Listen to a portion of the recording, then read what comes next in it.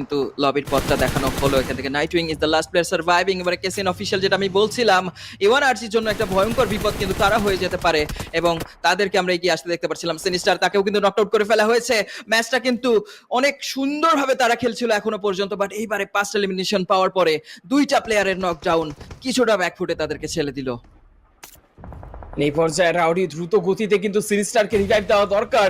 সেই জায়গা থেকে ডেডস্টর্ম সেও রিভাইভ হয়ে গিয়েছে। এইবার কিন্তু ডেডস্টর্ম এন্ড ফ্ল্যাশের একটি ডেডলি ডুও এখানে আসতে পারে, but first aid kit use করার পর এখানে গ্রেনেড যদি চলে আসতো, নকআউট হয়ে গেলে কিন্তু বিপদ হয়ে যেতে পারতো।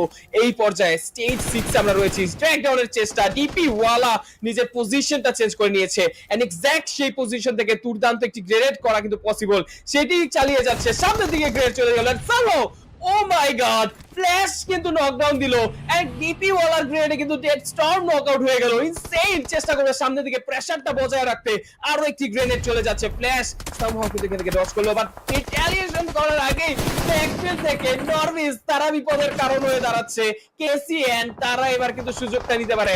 ফ্ল্যাশের এলিমিনেশনটা কিন্তু এইচ3 সুন্দরভাবে নিল। In the mean time DP ওয়ালা তাকেও কিন্তু রিভাইভটা দেওয়া হচ্ছে। আশেপাশের ক্রাউড থেকে যে পারছে 4 এলিমিনেশন পারছে নিয়ে যাচ্ছে।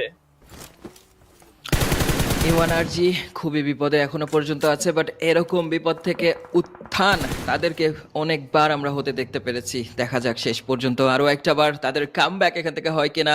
ওদিক থেকে দেখতে পাচ্ছি এথার ফোর্স তাদের গেম প্লে কিন্তু চলছে, এখান থেকে নকআউট অবস্থায় রয়েছে এওয়ান আরজি। আরো একটা বার বিপদ, ডেডস্টর্ম তিনি কিন্তু নকআউট হয়ে গেলেন। জোজক্স ব্লাইন্ড ফায়ার করা হচ্ছিল তার তরফ থেকে, এলিমিনেশন পয়েন্টস গুলো সিকিউর করে ফেলা হচ্ছে। হালাল এক্সেট্রনের জন্য মহাবিপদ, ওদিক থেকে এওয়ান আরজি তাদের জন্য মহাবিপদ, বিকজ রাউডি তাকেও কিন্তু নকআউট করে ফেলা হয়েছে। কেসিএন অফিশিয়াল লড়ছে তারা পুরোপুরি বাঘের মতো বলাই যেতে পারে এই ম্যাচে। 8টা elimination points already secure. DP ওয়ালা অলরেডি ডমিনেশনে তিনি চলে এসেছেন এন্ড সেই ক্ষেত্রে কিন্তু এওয়ান আরজির জন্য